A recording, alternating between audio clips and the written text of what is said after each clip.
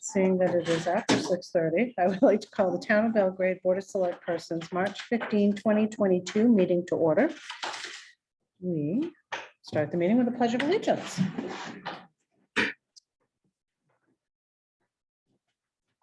Allegiance to the flag of the United States of America and to the republic for which it stands, one nation, under God, indivisible, with liberty and justice for all. I'll take a motion to open the meeting. So moved and seconded. All those in favor? Ricky, where's Ricky? Ricky may not be here. Oh, yeah, he's not here. He's Oh, involved. that's right, he's He not. said he may, depending on how he feels, he may get on his phone, but he said don't count on it. Yeah. All right, so Barbara, Yes. Carol, Yes. Dan. Yes. All right, 4 yeses, 1 absent. All right, the first part of our meeting is public comment, and that is the portion of the meeting where you have a chance to bring stuff to the select board's attention that may not be covered on this evening's agenda. Is there anyone who has something that they would like to bring to the board's attention? All right, seeing none, we'll move right on to old business. So the first item under old business is the approval of the March 1, 2022 Select Board meeting minutes. I'll take a motion to open that item. Moved and seconded. That item is open for discussion.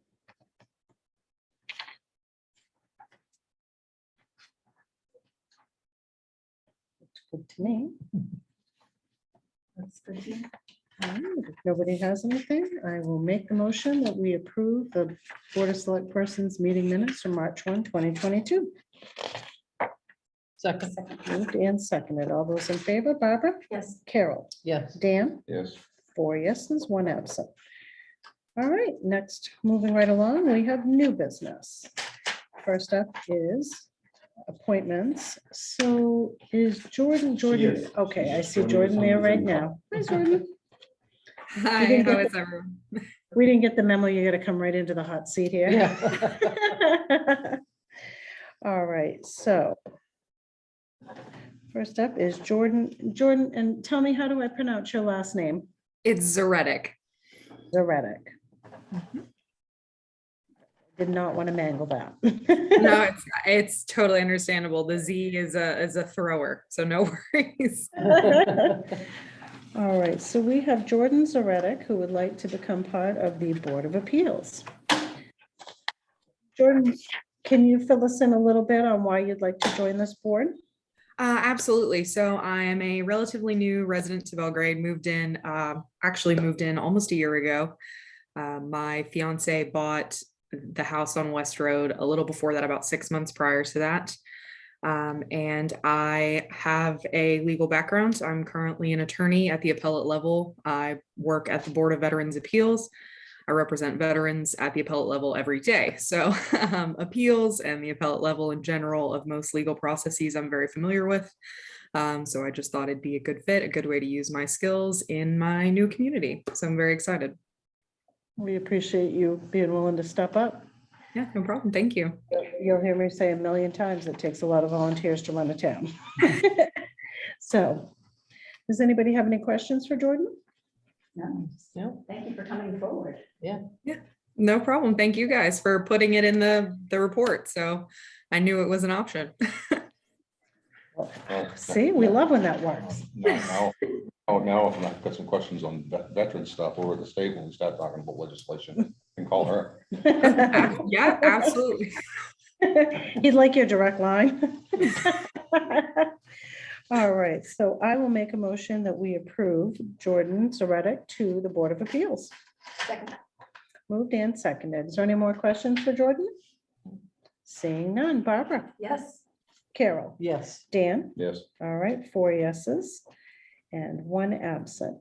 So Jordan, what will happen next is someone from the town office will give you a call. It's usually the town clerk, and they'll have you come by and they'll swear you in. And then it's all official. Wonderful. Thanks. All right, Thank thank you you. so much. All right, next up, we have Sarah Langette, who would like to be on the Budget Committee. Take a motion to open that item. Moved. And seconded. All right, that item is open for discussion.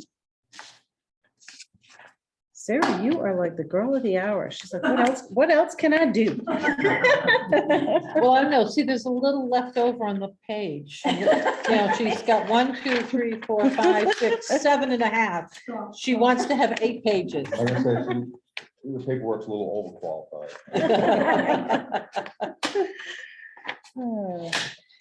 All right, so Sarah already sits on a board in Belgrade, and you're willing to also take on the budget committee? Yes. And she serves on our planning. board.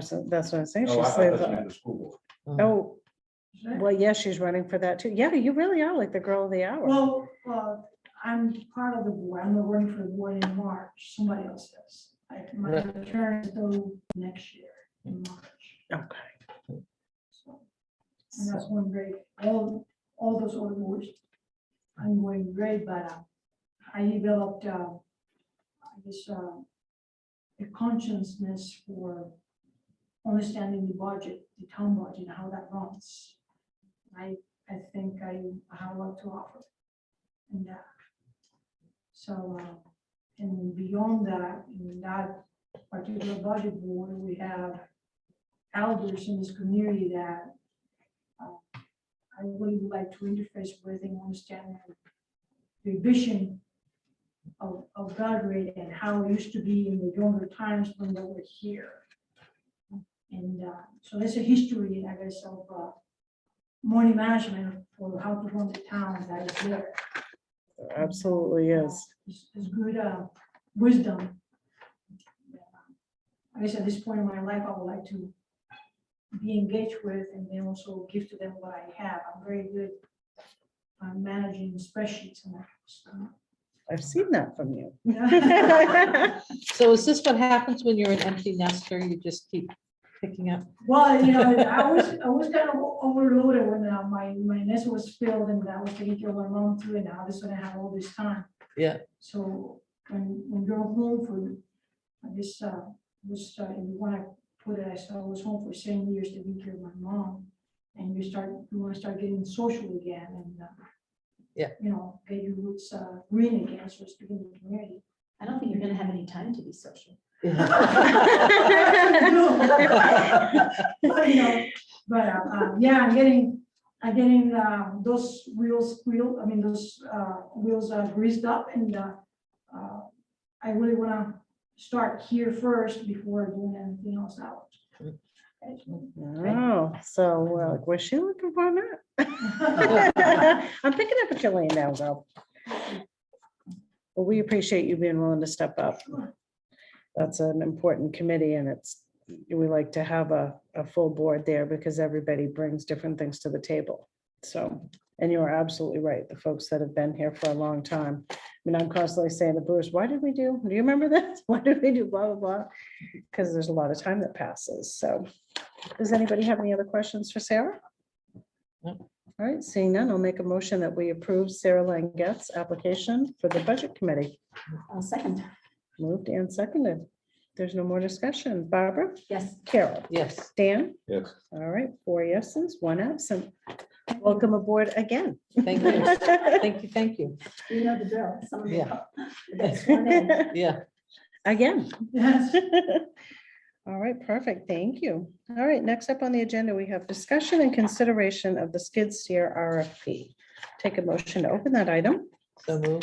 Second. Moved and seconded. That item is open for discussion.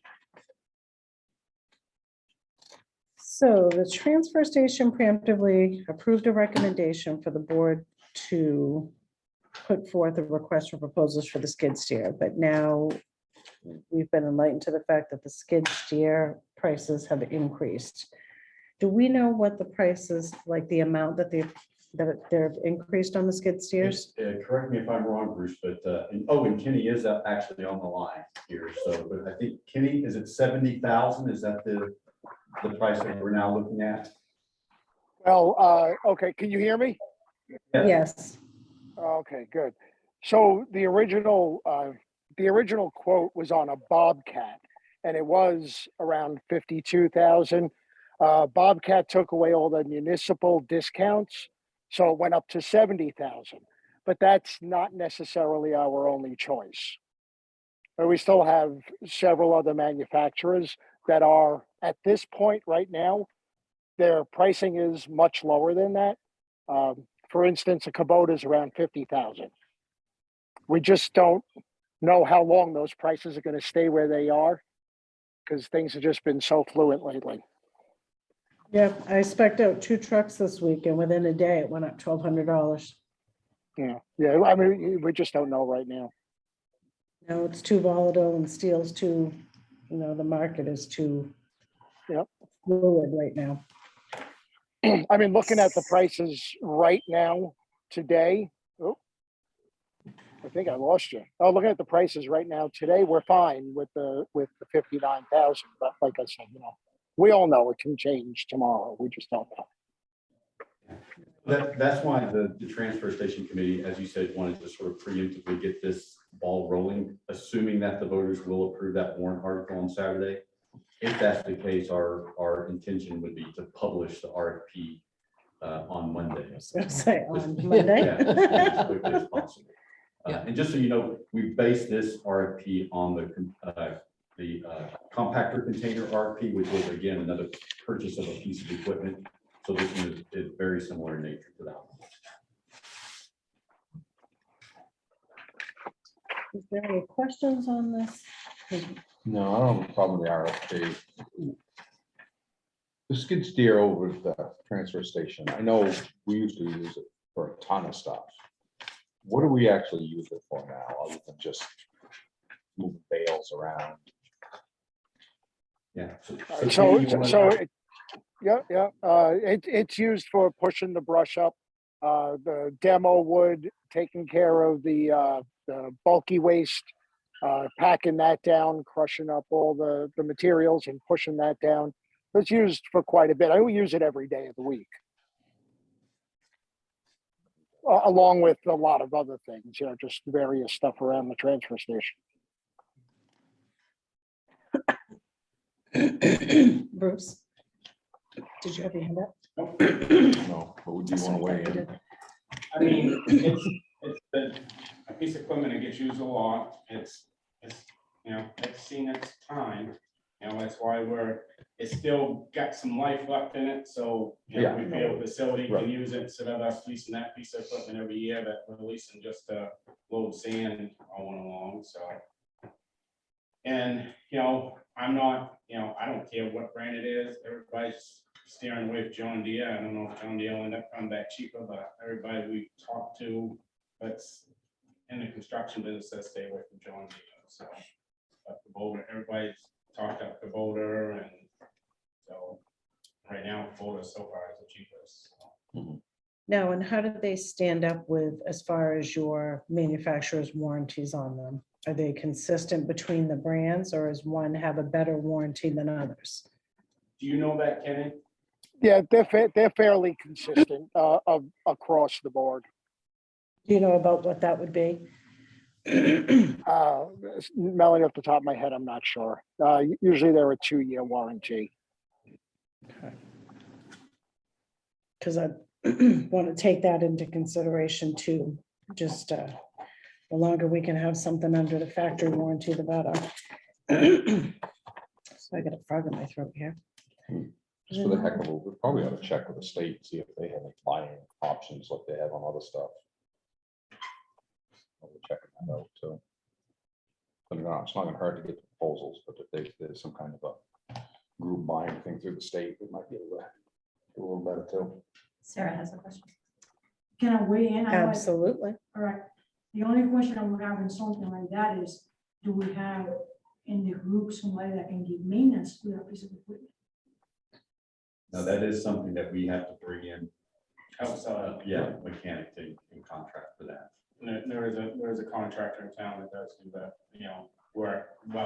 while it's under warranty, it'll go to the dealer for any work, or the dealer will come to us, but most of the time we have to haul it to the dealer. Right. Warranty. Or the dealer, well, yeah, I was about to say, but the contractor actually comes to us. Right, but once the warranty goes out.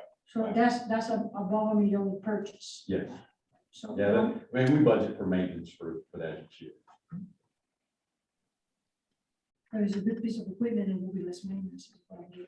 Right. And especially, when it's used gently, it lasts a little longer. All right, does anybody else have any questions? All right, seeing none, I will make a motion that we approve authorizing the Transfer Station Recycling Committee to initiate an RFP for a skid steer, providing that it is approved by the voters at the March 19th town meeting. Second. It is moved and seconded. Is there any further discussion? No, I'm just wondering how many dealers we sending this out to? Kenny, you've already started compiling a list. How many vendors do you have on that list right now? Oh, approximately 7. Okay, and what are the different brands you're sending it out to? Case, JCB, Kubota, Bobcat, and what's that other yellow one? Geez, why can't I remember it? Caterpillar. Caterpillar. Sorry about that.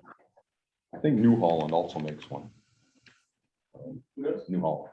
Oh, really? New Holland. I just looked up manufacturers. They got Whacker Yes, or Whacker, but they got New Holland on the list too.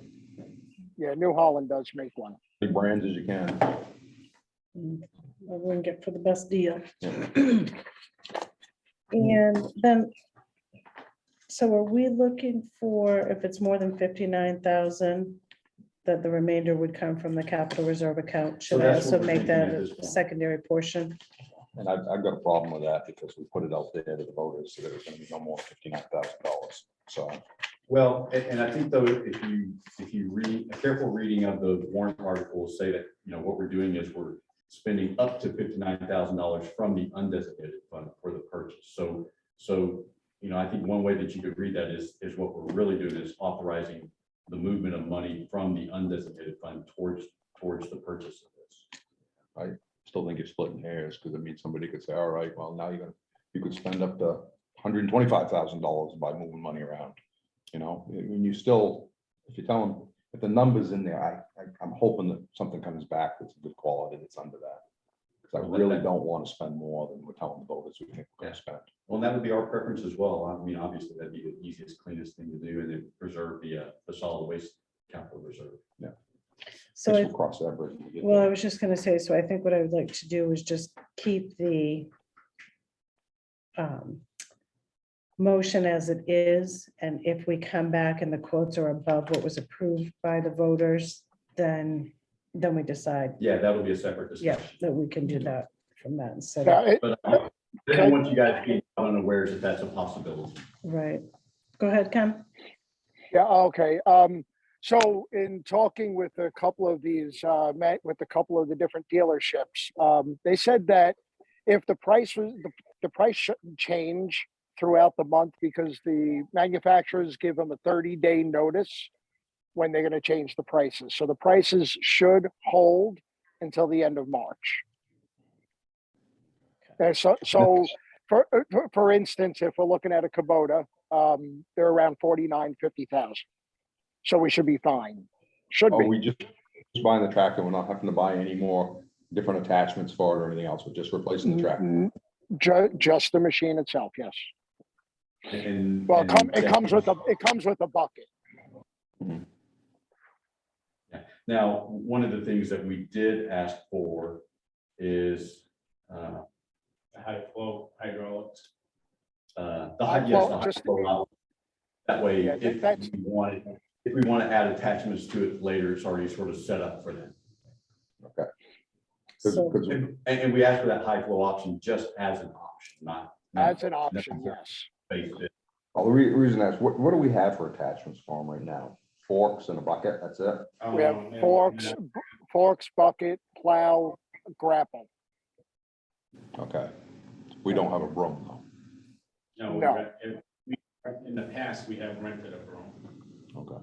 but that's the idea when it goes to facility. I think probably facility ought to buy a. Well, that's what I'm wondering, and we may want to, just for the heck of a price and see how much a broom would be for us. If we're gonna buy it, we can get it for $50,000. Find out how much the broom would be. Everybody's all about negotiating. Well, they throw in a broom. So,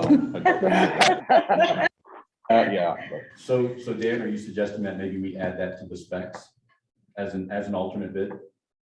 or just, yeah, just an alternate bid for a broom, just to find out what it is, because I think rather than having to rent one or having the road commissioner have to rent something to clean up intersections or whatever, it'd be nice to be able to just grab the town one and not have to be charged for a piece of equipment. Right, well, same way of doing the Parking lots. Yeah. Yeah. Good thinking, good forward thinking, guys. That's what the high flows for. Right. Is for that type of stuff. Well, and I had sent Anthony a video too, because we had talked if the town takes on the clearing of the sidewalks at any point in time, there's a farm attachment that we use at the dealership. That's actually, it's like a farm tractor tire cut in half, and it scrapes and they flip it and then they scoop. Actually, if you guys end up taking over the sidewalks, you need to go down and hand them over and look at that piece of equipment they use for the sidewalks. In the parking lot, it's broom. They do all the snow removal with the broom on their sidewalks and stuff. Okay, It's a machine, it splits in the middle. Has a snow blower, broom. Vacuum, has a sander on. okay, it's That's cool. just- It's cooler than what I've seen. I thought what I had was pretty cool. So, I'll try to Apparently- take a picture and send it to you. Send it to them. yeah, the guy was like, why are you videotaping me? I go, hang on, I'm sending it to the town manager. You just keep doing your thing. All All right, so there's a motion and a second. No more discussion. Barbara, Yes. Karen, Yes. Dan, Yes, 4 yeses, 1 absent. All right, next up, we have discussion and consideration of the board and committee policies. Take a motion to open that item. Second. Moved and seconded. It's now open for discussion. Yeah, and we're not necessarily looking for a decision tonight, but we talked previously about having an attendance policy. This is sort of a first brush at that. And so what I did was I based this upon the library ordinance, which has a section in that for attendance for the members of the library board of trustees, since that's something that's already on the books as approved. And so you have it in front of you. Barbara did note one grammatical correction. Volunteerism comes with a level. Exactly. Or with that volunteerism. Comes a level. Come- Yep. Yeah, that's what I said. Take your pick where you put it. I put the little with on mine too. I said, well, that's gotta go in there. It is kind of tricky, the 3 in a row. Yeah, and again, I just, we may want to deviate from what the ordinance says, but I just thought that was probably a good starting point for where we want to start our discussion. You know, because there are some committees that if somebody misses 3 meetings out of a potential 12, that could make it very hard for the Yeah. committees to do their work. And Barbara, when the library board of trustees was working on that ordinance, do you recall sort of the thinking behind that approach?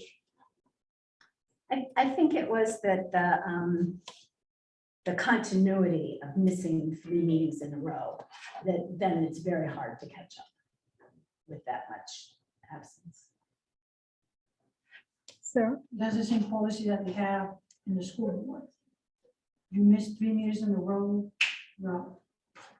Boom, you're out of here. We're not quite that tough. We just talk to them. Well, We give them a talking to. I was just gonna say, we used to call him a talking to in my house. the school board, you're out till when?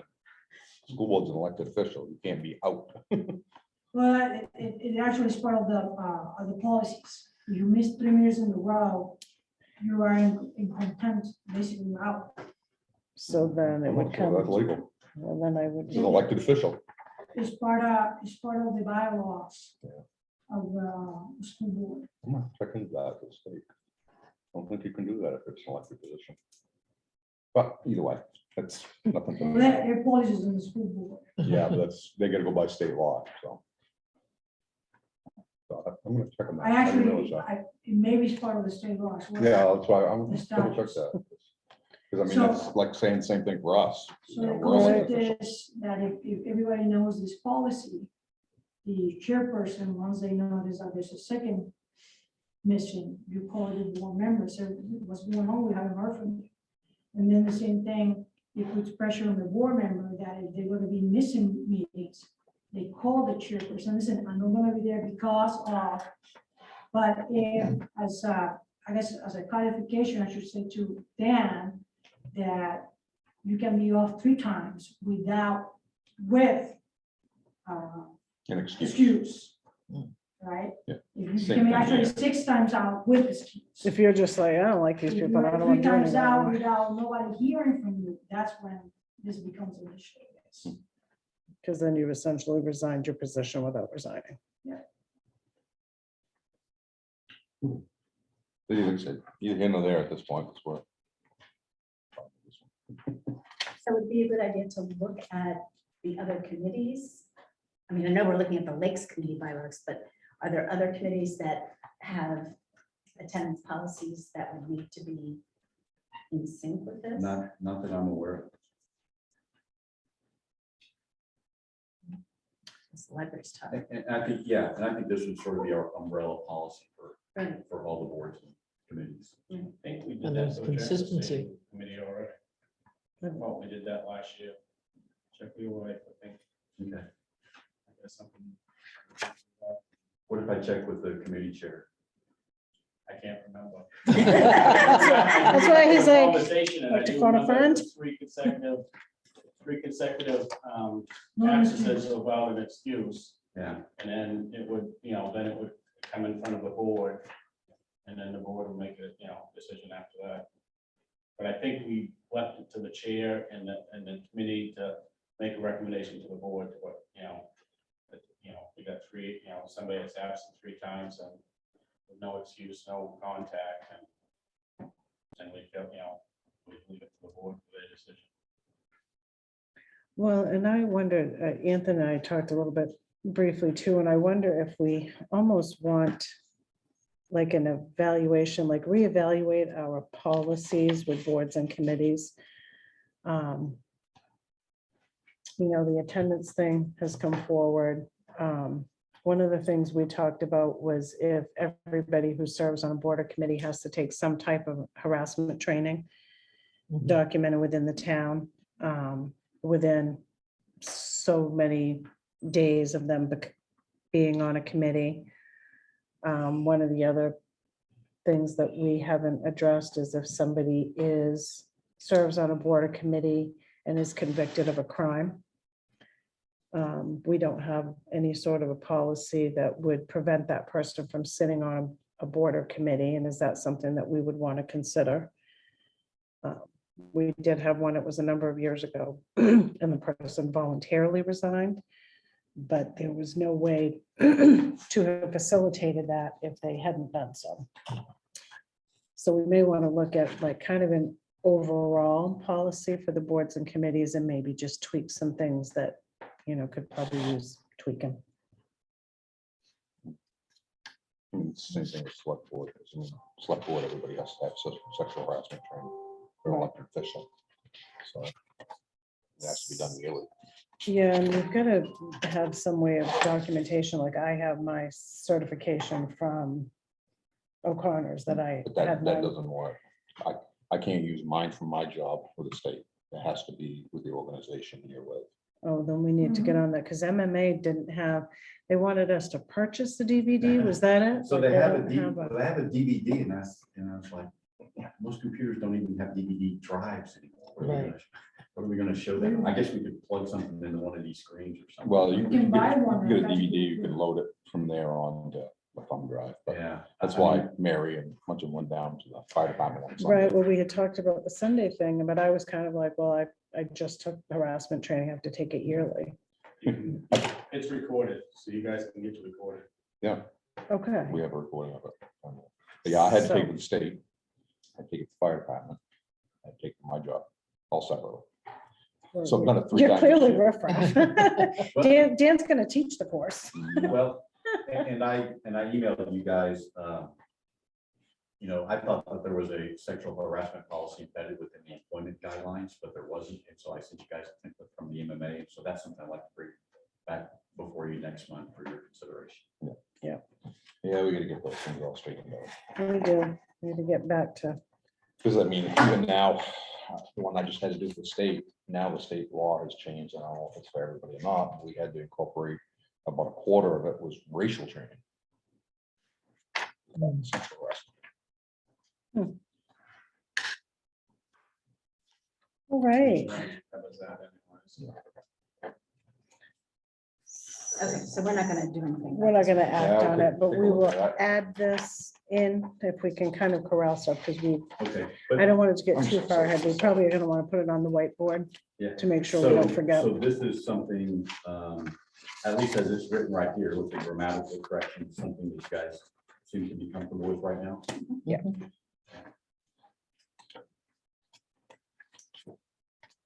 All right, next we have discussion and consideration of the Spirit of America nominees. Oh, We have nope, the sorry, Lakes discussion Committee. and consideration of the Lakes Committee bylaws. Look at me skinning right ahead there. All right, I'll take a motion to open that item. Second. Moved and seconded, that item is open for discussion. So there were also two grammatical corrections on this as well in the first paragraph. This is the third sentence. It should be local lake associations as opposed to lakes. So just change the plurality of those two words. And then on the last paragraph of 4, Article 5, the quorum, to make it consistent with the policy you just discussed, which said, any member misses more than 3 regular, and that should be consecutive meetings, assuming that we end up approving that policy. And then there was, after the fact, it came to our attention that the second sentence under paragraph 4, meetings, officers, and attendance, the second sentence sets a specific day and time for when the Lakes Committee would meet. And someone pointed out to us, thankfully, that would create an unintended consequence that anyone who could meet on that day, on that time, Right. would be precluded from participating in the committee. And so one of the committee members, Lenny Wright, suggested this sentence instead of that sentence. Meetings shall be scheduled as needed in the town office on a regular day each month and at a regular time that day, as agreed upon by the members of the Lakes Committee. So the committee, once it's formed, could sort of determine, Then it's time. what's the best day and time that works for everyone who's a member. Okay, so can you repeat that? Meetings Sure. shall be scheduled as needed. Meetings shall be scheduled as needed in the town office on a regular day each month and at a regular time that day, as agreed upon by the members of the Lakes Committee. How are all our other committees set up for when they meet?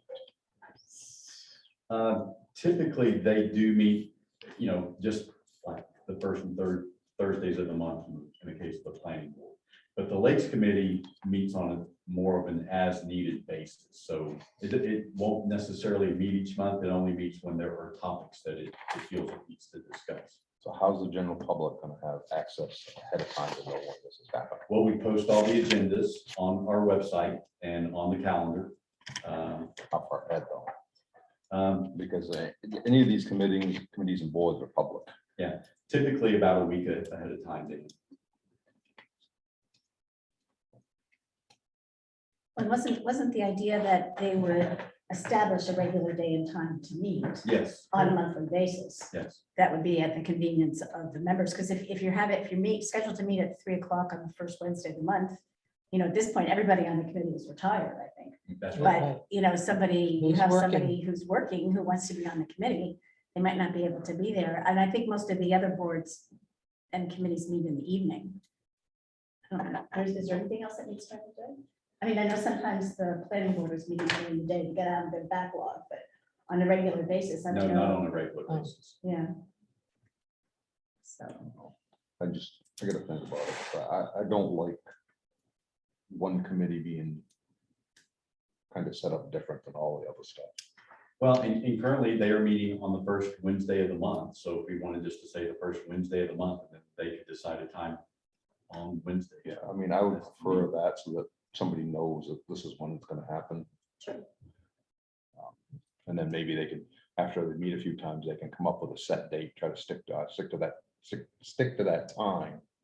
And then if something happens and something changes, they can all vote and move it to another time and try to stick to that time. Right. So that people can plan for it. If Yeah, they- and just so you know, Dan, on each of our board and committee pages, they have their set meeting days and times. And so for the planning board, it'd be 6 o'clock on the first and third Thursdays of the month. So on their individual web pages, they do have that information.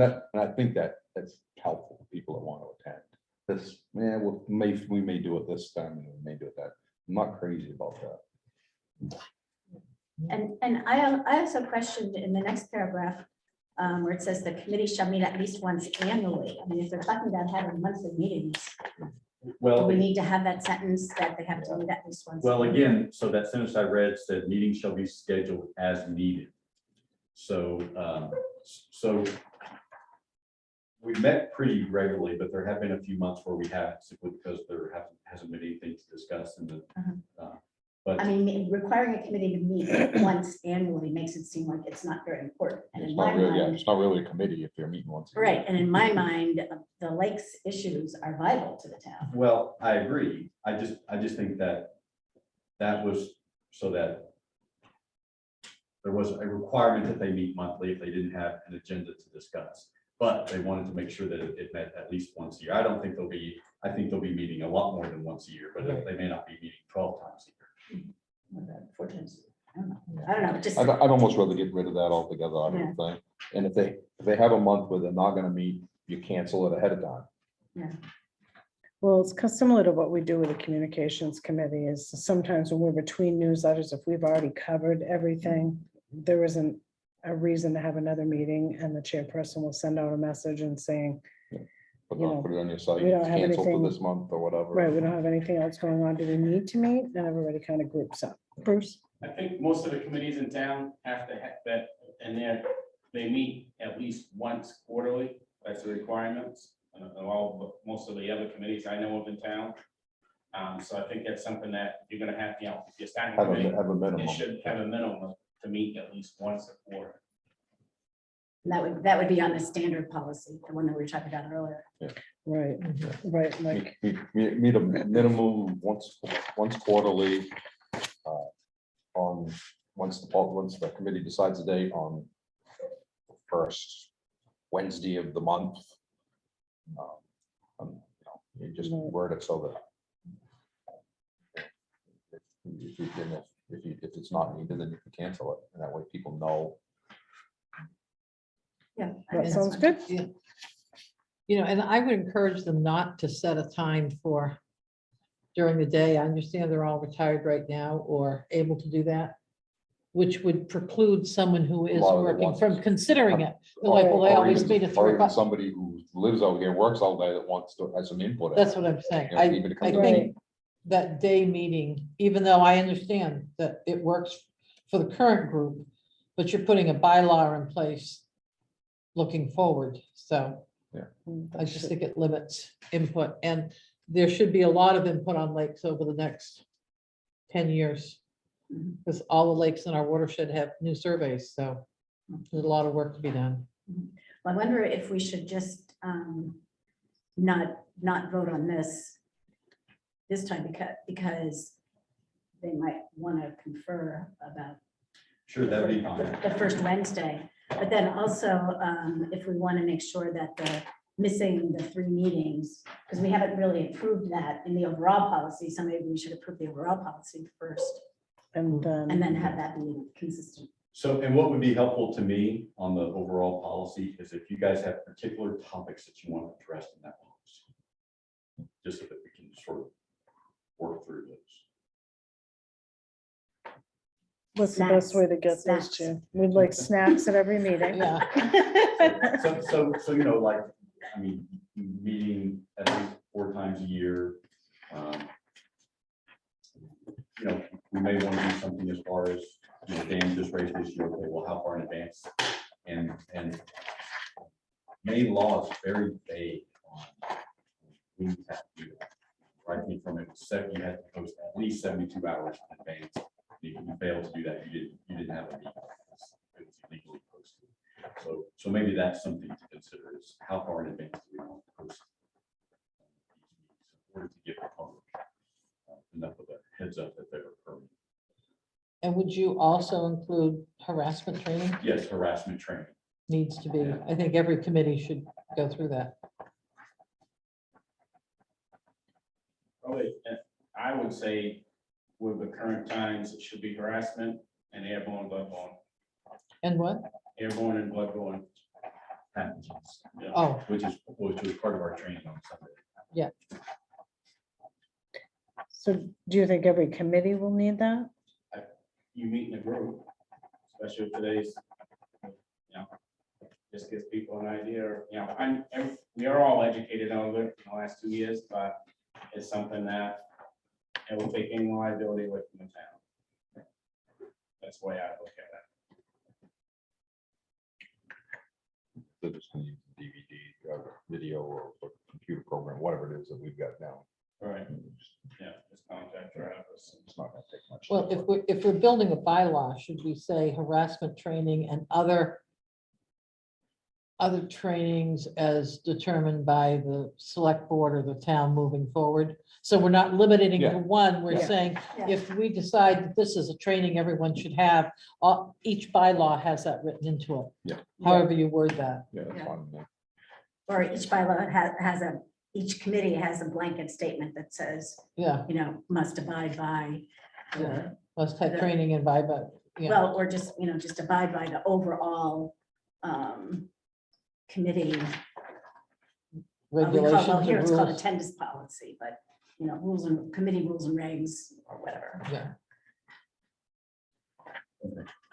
Any other topics come to mind? yeah. And I'll add that Did you- to the draft policy. Did you have a Oh, one question, one sir? of the other things, sorry, that I did want that we added, Just and a then, comment. When you mentioned 72 hours, you said that that's state statute? No, where I came from, Oh, yeah. that was a state law. Yeah, I think the state statute is 7 days So, for public meetings. well. I'll send it to you, I know where it is. Well, when I went through my Freedom of Access Act Mhm. training with the MMA, there's a question that I had because I couldn't find it in any of the regulations. At that time, the head of legal services for MMA said, yeah, it just, the law says adequate notice, but it doesn't define what adequate notice is. well, So- because you can have an emergency that day, Well, and that can't be held against you if you yeah. contact and say, I'm not gonna be there because my kid was in a, Yeah. fender bender. or- Right, well, and even what I was you know. accustomed to, there was a provision for emergency, especially called emergency meetings that could be called within, hours notice. But those meetings had this, it's very specific. Specific guidelines, yeah. The hiring of a new football coach was not considered an emergency. that needed to be handled. Even in Texas? Even in Texas. Must not have been Friday Wait, night. Well, and I use that as an example because a lot of boards tried to do that. Yeah. And the Attorney General's office said, no. One of the other things that we may want to put in, especially if we're going to have more remote participation from folks, is that if someone sits on a board or committee, they're a voting member, and if they are participating remotely for whatever the reason, their camera has to be workable. Oh. And if they don't have a computer or a phone or something that their camera would be usable, then they can't participate. I feel like that's got to be They kind can't of, participate or they can't vote. they can't vote. They can listen, They can participate speak, that way. but they can't vote. Right.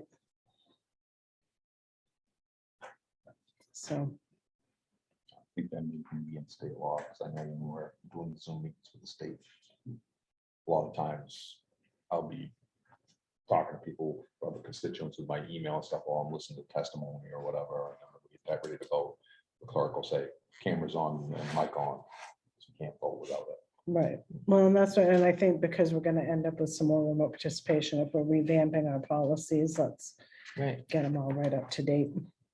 Well, and moving forward, probably 5 years from now, participation at meetings will be very different than it is now. Oh, yeah. But There'll be one person here running the camera. Won't be me, you don't want me doing that. All right, well, good. That gives us some.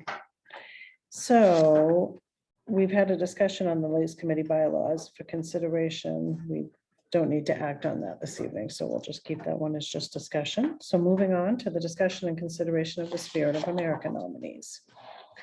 And I did fill the board in ahead of time. And I don't know if other committees would want these briefs, but one of the things that I mentioned was that, you know, over the course of the year, I will think of people that I would like to nominate and think, well, I can't forget that, and then I forget. So if we have these available in everybody's board books, then we may have more Spirit of America nominees than we've had in the past. So just kind of stick it in everybody's face, I guess. So, Now, we can have as many awards as we want. oh, yeah, Okay. Yep. Don't have to narrow it down to one or two. no, no, and if you look at the Spirit of America page, it's separated by county, and they've really done a nice job. I remember when they first approached the town about it. It was kind of one of those, we were all a little leery about it, like, I don't know, what y'all doing? But it really has grown exponentially, and it's just a nice way to really recognize folks. Now, one of the things that we will need to figure out is when we do the presentation. It used to be done at town meeting, and the framed certificate was given to them at town meeting with a, you know, by the select board chair and the town manager. So we will want to figure out when we do the presentation. I think last year the town manager went and did some of them, and I don't know if maybe we would want to have the Spirit of America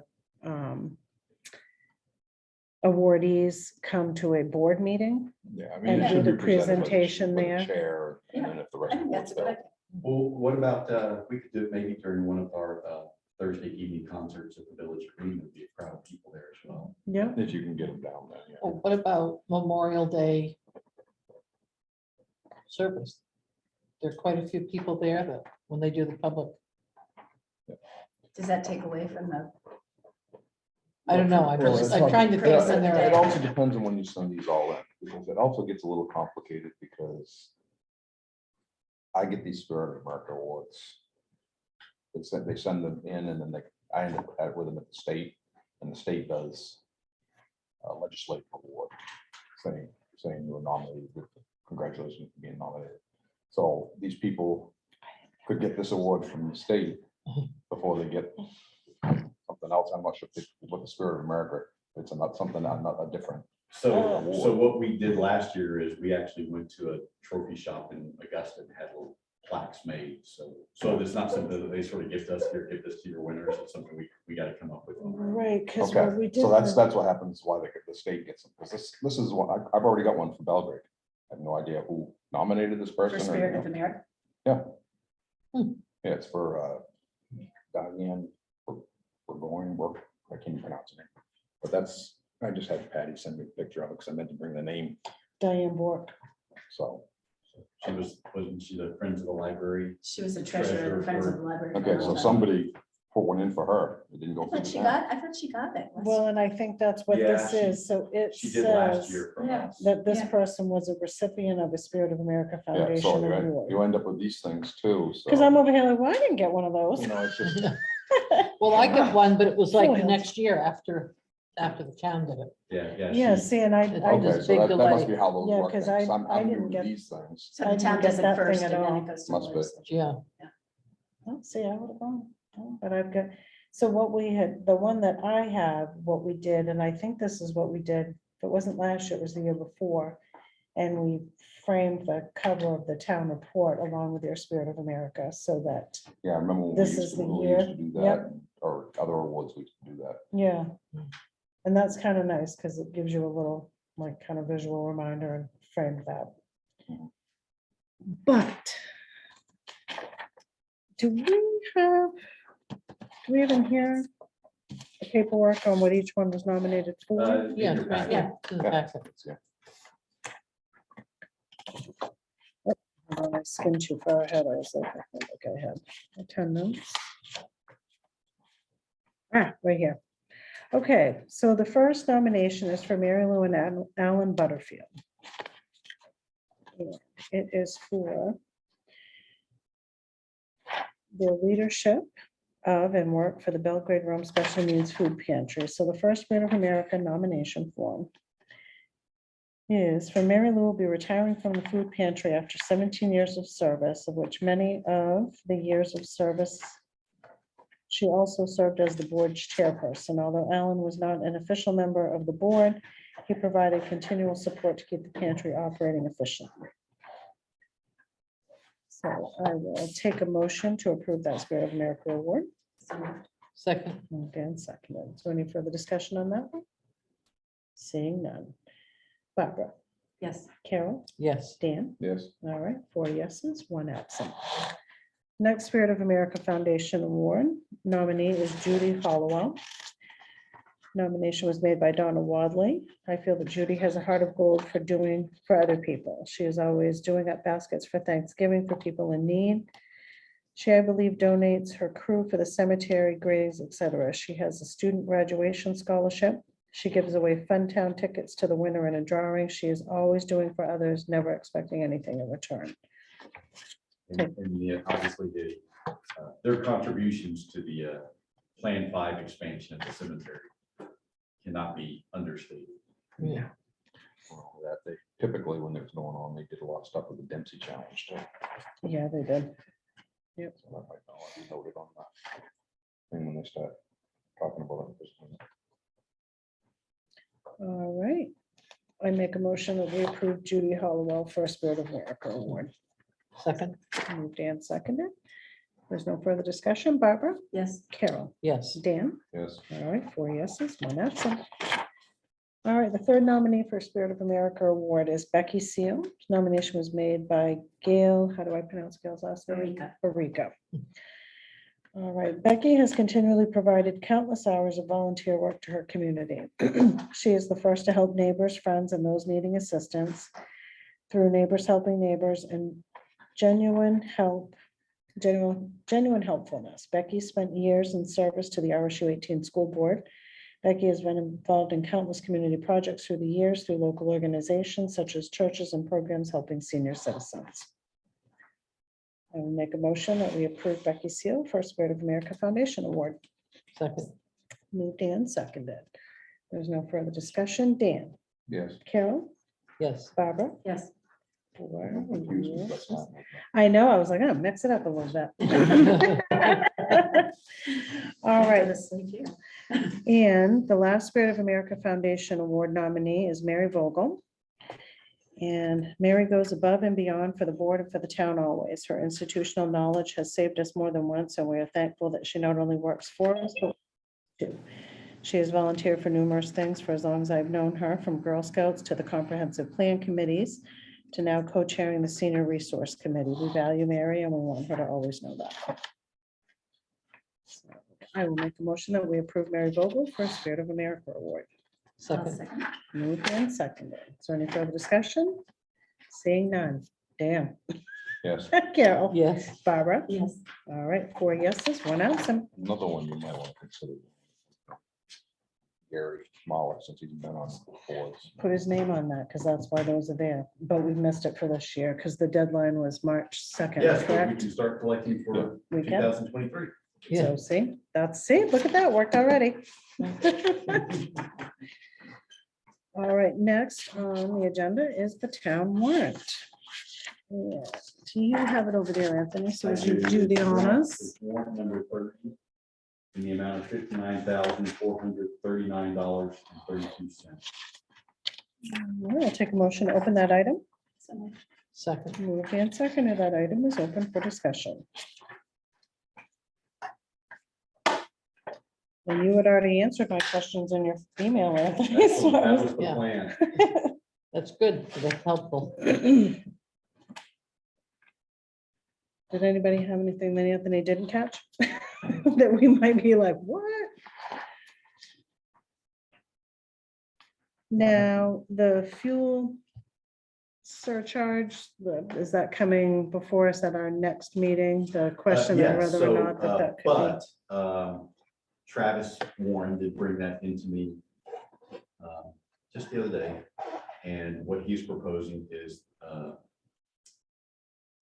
anything, they get reimbursed anything above $4 a gallon starting in September. So this year, this winter, we won't have to worry about anything. It would be potentially next winter. Lord only knows what gas prices will be at that point. Maybe they'll be back down. Well, I mean, they spiked for a few Yeah. days and then Right, back and then down back under down. $4. Yeah. So, I guess Where my are you little car up guys? in well, Florida. if you have the Irving rewards card, I say Gusta now and Waterloo's low, it's low $4. Yeah, no, Augusta and Civic Center, Irving, Augusta, I just drove by it tonight, back up to 439. 439. oh my That's goodness. what it was everywhere in Florida, everywhere. It was $3.99 yesterday with the. Yeah, now I got North Augusta Market's cheaper than that. Yeah, I say. Which, Irving since and Rusty all that Lantern took up over, there, they've they're been, around $3. I mean, under $4, excuse me. yeah, I paid $3.94 at the Sunoco station on the corner in Augusta, and I was like, filling up. And then as it kept going, I was like, dang. Yeah, 63.82 the other day. Just My credit card for my work van crazy. shuts off at $100 Yeah, when mine I finish too. going. That's only half a tank. Yeah, I had one do that recently, and I was like, one of the other salesmen was down there, and I was like, I can't just give him 100, right? I gotta restart the pump. 'Cause he'll be like, you got almost a full tank, you go now. But when I was filling, it was not good. It was well over $100. So, I didn't see anything else of this. How have we been doing with any fuel assistance requests? Have we been doing much with this? No, we've had to date for this calendar year two, just processed one last week, but it was for firewood. It was not for. Yeah, I saw that. Yeah. I figured we'd start getting a bunch of calls to feed more. so the only question I had under workplace health, we have the respirator questionnaire for $22 and the respirator questionnaire for $22. Is that a misprint or For was it? individuals. Yeah, it's two different. Okay. Gotcha. I go to my own doctor and I just pay for my physical. They're the ones that go to workplace health, town pays for the physicals. Oh, okay. Gotcha. All right, if there's no more questions, I will take a motion to approve this warrant. Second, Moved and seconded. All those in favor, Barbara, Yes. Carol, yes. Dan. Yes. All right, 4 yeses, 1 absent. All right, town managers report. All right, well, Sarah was talking earlier about getting a little bit of an education on how the town budget works, and I'm going to get a little bit of education on how the county budget works. I was appointed as a municipal official for our district to the Kennebec County Budget Committee earlier this week, or excuse me, last week. Scott Ferguson, who serves on our budget committee, and he is a Belgrade resident and Hammond County Administrator, asked me if I would serve, and I thought it would give me some good insight, not only to how Scott approaches a budget, but sort of how the county does its function. So I'm interested in learning more about that. I spoke about the plow contract. I'm glad that Sarah is here as a member of the planning board, because I sent an email late last week on Friday. The planning board at its last 2 meetings have gotten sort of hung up on what they want to focus on when it comes to solar regulations. And so the 2 questions that they wanted your feedback from was, number 1, do you, as the select board, want the planning board to focus its efforts on developing an ordinance that exclusively regulates commercial and non-residential solar energy producing facilities that sell power to the grid? So in other words, are we only looking at commercial enterprises versus anything having to do with net metering? Well, and it did seem like when I watched a good portion of that meeting, that the confusion became that folks thought that if you had solar panels at your home and you generated more electricity than you needed, that you could potentially sell that to others from a residential Well, you can. array. You can. Anything you don't use goes into the power. Yeah, but Well, right, they pay for it. yeah. Yeah. But what happens is you accumulate credits. Credits. Right. And whatever credits that you don't use within a 12-month period disappear. So it would not behoove someone to have more arrays Right. than the power that would generate more power than what they use. I would prefer to stick to the commercial stuff Yeah, me right now. too. Me too. Yeah. Okay, good. That's good to know. No, that was it. So that makes the I second know question. 95% of the people down at that meeting do not want this thing going in there. I know we're not gonna stop it. But we need to regulate it as strictly as we can. And does the board, I've heard a little brief this and that, but my understanding, because it's under a 5, that there's no taxes on it. That came up, well, Dan, you were at the meeting. Why Yeah, don't you talk about unfortunately, Travis brought it up, and I didn't think it was right. I started going back, and taxation, you go into the taxation committee, the law they passed. There's still taxes. EUT, which is Energy, Utilities and Technology, or whatever the thing is, passed another law, and the two laws conflict. So the way this application is, they've got it down as 4.95 megawatts. You basically get a tax exemption for anything under 5 megawatts. They're gonna try to come to us, and we got into discussion there the other night. He's gonna come to us, and he told everybody down there, yeah, we'll come to the town, we'll offer them $25,000 a year.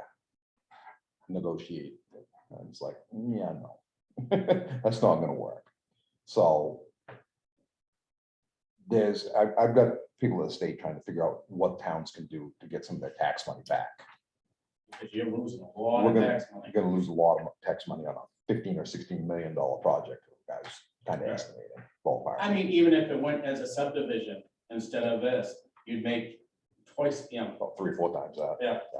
I mean, so this is something that, the town needs to So- really think about, and there's ways to, I'm not in favor with where that one is. No. Because you're gonna be able to see it from the lake, and that's, If you were gonna put it out in the middle of the woods, have a heavy enough buffer so that you weren't, the neighbors that lived around it weren't gonna have to see it, I have no problem with it. But they say, I mean, at that meeting, they said that there, what is it called, view shed, that you cannot see it within 3 miles. You can't see it anywhere from the lake.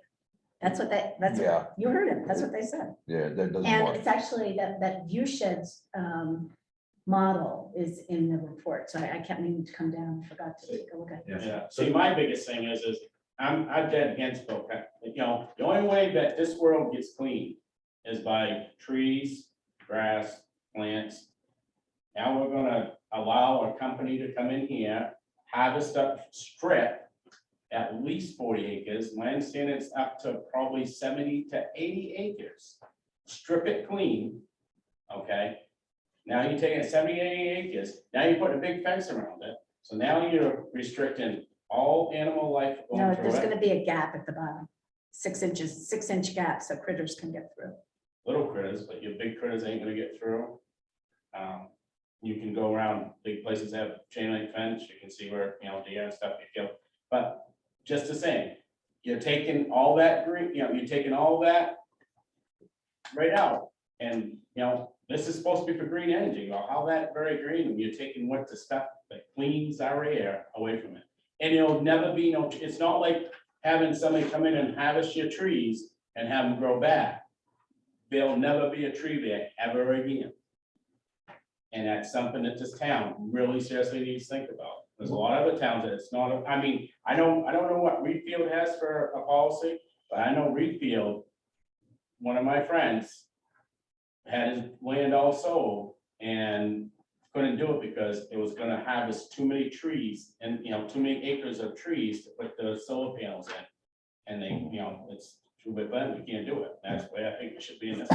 So to speak to that, our planning board has already had a discussion with a Reedfield planning board member who was instrumental in the authoring of that ordinance. So they do have that perspective. And this is the question that you guys just answered that has really prevented the board from moving forward, because they realize that the really hard work of creating these regulations is going to be in the form of what are we going to do about citing of this, which sort of speaks to the concern about where do we put these things so they're not obtrusive, and then design, which goes hand in hand with that. So those are the two big issues yet to be determined. But now that we've got this question answered, hopefully we can move forward. And in fact, Thursday night's meeting, it's going to be the only thing on the agenda. So And is that here?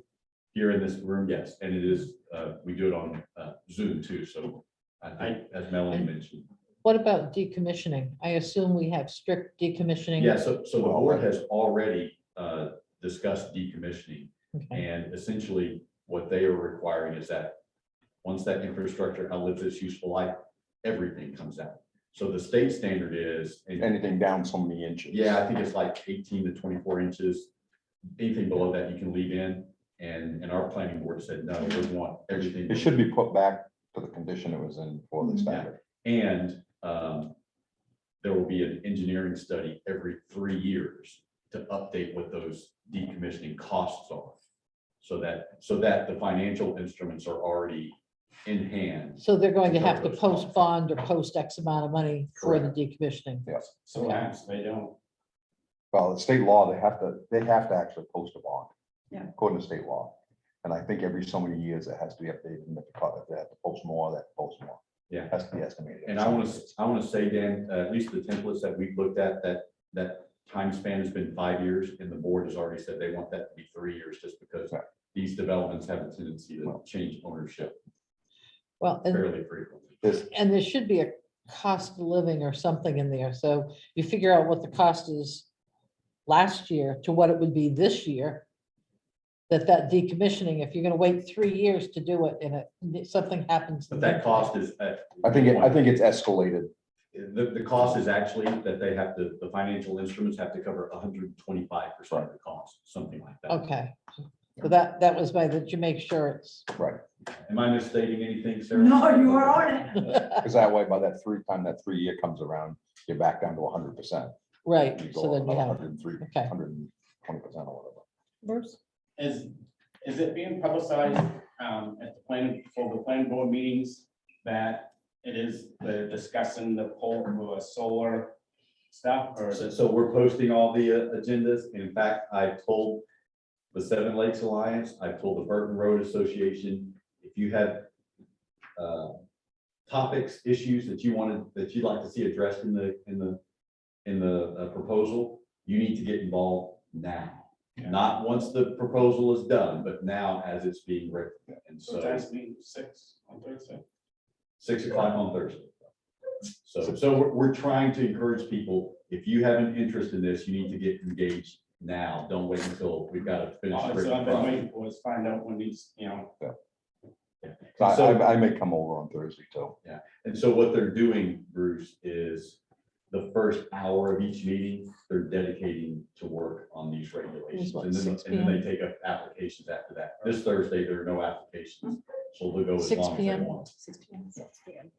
And Anthony usually sends out a See, Zoom from link. from that for meeting they had the other No, I night, have a couple of people that have asked me to.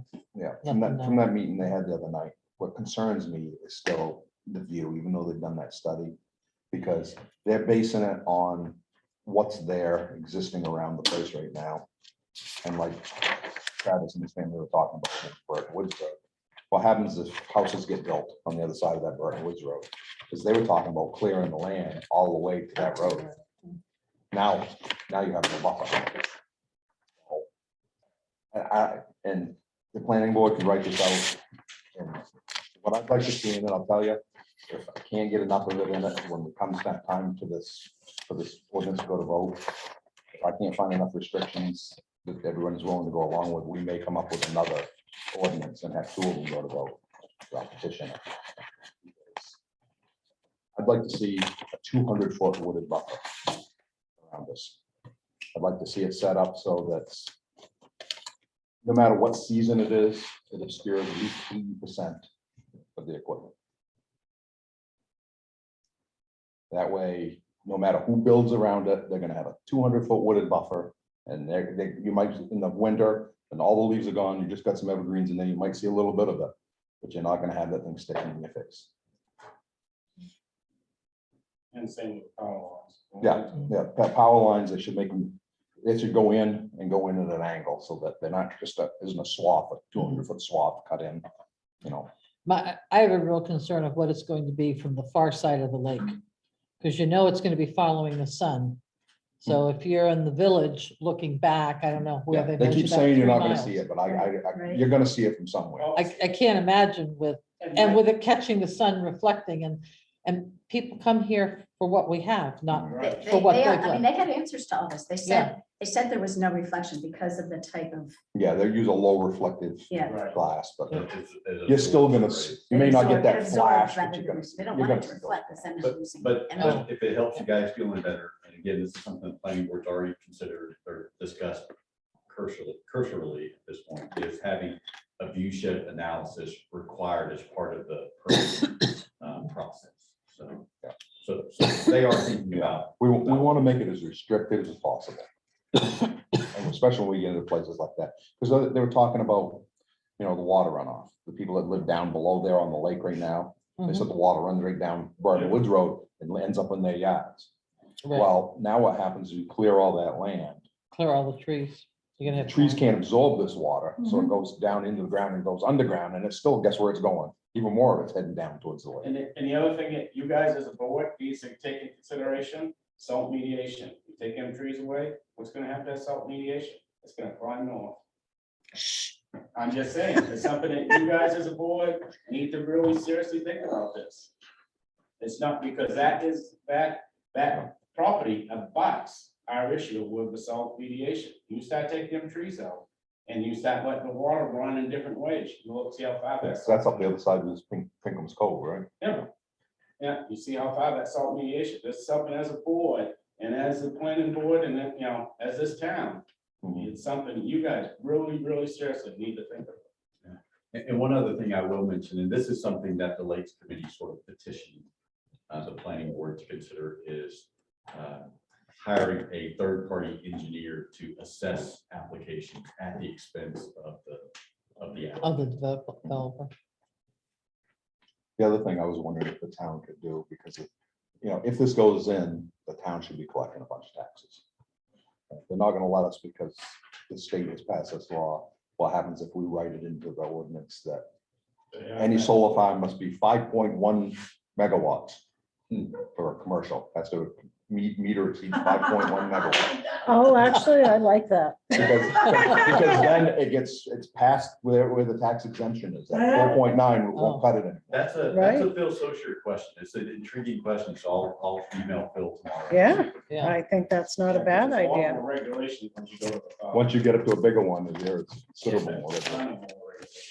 Because that's why everybody's going under the five. Yeah. Right. Because there's really no regulations. So once you get over that five, Yeah. it's federal, the state, there's, you know. Yeah. You know. And they're grouping them closer together. You know, it's a small project, like in Augusta, across from where La Pointe used to be, that project going in. And now another new project is going in by O'Connor's going up there. They're basically probably, I wouldn't be surprised if it's the same company, Correct. but it's two separate projects to keep them under the, Under the 5. Yeah. And get that tax exemption. right. Right. It's all about the tax. Because that's what the exemption. guy said the other night. He says, if we're taxed on actual value of this property, we couldn't do the project. And then we don't want you to do it. So two other quick things is, as I emailed you guys, I'm not going to be available the first week of April, so you guys have a decision about how you want to handle the meeting schedule. for the coming month.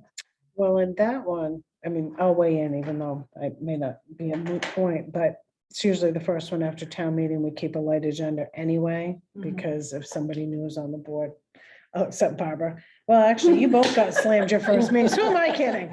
But in normal times, we try to keep it a light agenda, so we could probably just run it without you. That'd be And fine. just- Yeah, we just have Mary come over, because we have to have whoever's gonna be the acting town manager at the time, so that'll be her, because she has to run it until we elect new.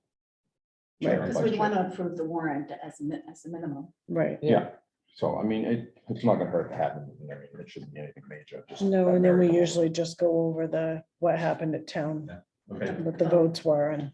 That would be good. And then lastly, as you guys know, Saturday is election day. And so as of late this afternoon, we had 326 absentee ballots pulled, and we had collected back 165 of those. So I changed the sign tonight just to let people know that they need to return their absentee ballots by 8 PM Saturday, and that the polls will be open 8 to 8 on Saturday. I'm surprised. I would have thought that we would have had more by now. You know what, More back? everyone. No, Carol, more waited- taken out. Yeah, everyone waited till the last day. We had a rush on that. On Yeah. ballots today. Not me. The Town meeting. Well, and I think I This came is- in Thursday night and I was the fourth person to Oh, I come should've in did it in after person. 5 o'clock to request one. Yeah, I mean, But we also probably want to put on a sign, drop it off, don't mail it. Oh, yeah, right. You know, bring your ballot in. yeah, Because you there's can either no- drop it off here or drop it off down there. That's right. Yeah. But either way, because the mail could take it to where it wouldn't. Yeah. Yeah, there's no guarantee anymore. I was telling Mary, I Yeah, paid yeah, yeah. 2 day shipping. I So made did homemade I have bread, to- sent it You all have to be here by Saturday. Saturday at If you- 8 Unless PM. you're voting in by person. 8 p.m. At our. So if I secure mail it drop-off. on Friday You night. don't do that. No, No. It goes to A lot of Portland. people don't understand that.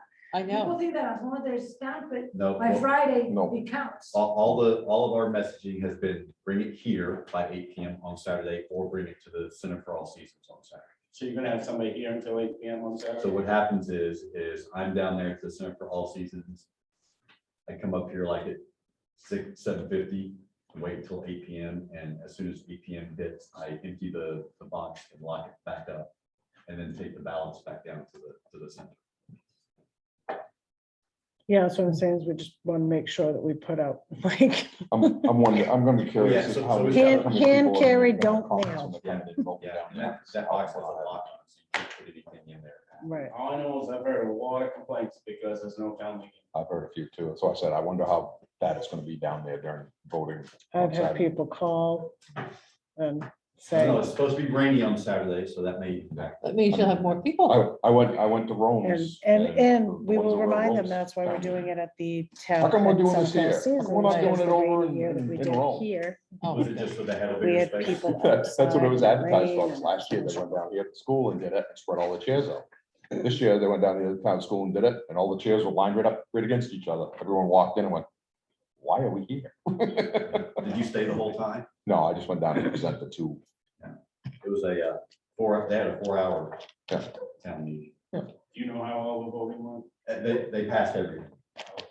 So they pass Yeah, all the so- links. so we're- Including the Firefighter. Yep. Right, So, well, I yep. heard about the trash removal. They passed that as well, so they followed the select board's recommendation, not the budget. committee. What's the trash removal? So the budget committee had recommended $0 for waste disposal for this coming year. And, you know, they use Norwalk's transfer station. Right. So they just wanted everyone to pay by the bag and not have people just be able to go over there and drop off their trash. The select board had approved, I think like $62,000. 62,000. Yeah, and so the voters did approve the $62,000. So that said, they have approached us and had a conversation with the transfer station committee at their last meeting about the possibility in 2023 of Rome using Belgrade's transfer station instead of Northwalk's. They're supposed to get some more stuff back to us, and we'll let you guys, then we'll bring you guys. If it starts to get real serious, the transfer station is gonna want a select board person on the committee, or staff attending committee meetings, and we're gonna, if it gets real serious, and I'll ask the permission of the board to probably allow a one select person and 2 at-large people from their town to start coming to meetings Yeah. and doing input. So it's gonna be a very long, busy process if this goes through the summer. It's gonna be a lot. We may end up doing some 2 meeting months, just, So obviously their interest is to reduce their cost and our interest is for it not to cost our taxpayers anything. Right. And I can tell up front, be honest right now, we can't do it for 62,000. I can tell you that right here now. So Norwalk has the advantage of having the landfill there and they get Right. recoup money from the landfill. And so their town manager says that their taxes are underwritten for the most part by the landfill. Yeah. Right. So Anthony, did all their lakes initiatives, things get passed? Yes, in fact, Woo-hoo. interestingly, All right. interestingly, they decided to double They how much doubled they their, paid, what they paid this year, in 2021 to the lake associations, which is VLA, Seven Seven Lakes, Lakes and and North Pond North Association. Pond, yeah, They just doubled what they paid. basically in doubled, and they 2021. increased CEO hours half a day or something. They did some extra CEO Yeah, hours I in think they there. did that last year though, and this is. sort There's of- something on this year's warrant that, Well, it was more money this year. Yeah. But I know that they increased his, well, you know what, they were increasing his hours during a certain part of the year, and I think that's probably spring and summer. yeah. Did during they building. add into the capital reserve for the dams? Yes. Go Rome. All right, does anybody have anything else? Saying none, I'll take a motion to adjourn. So moved. Moved and seconded. All those in favor? Okay. No, I want to stay You here. want to hang out? Yeah. All right. All right. 4 yeses, one already absent. I fly back 7 a.m. Thursday.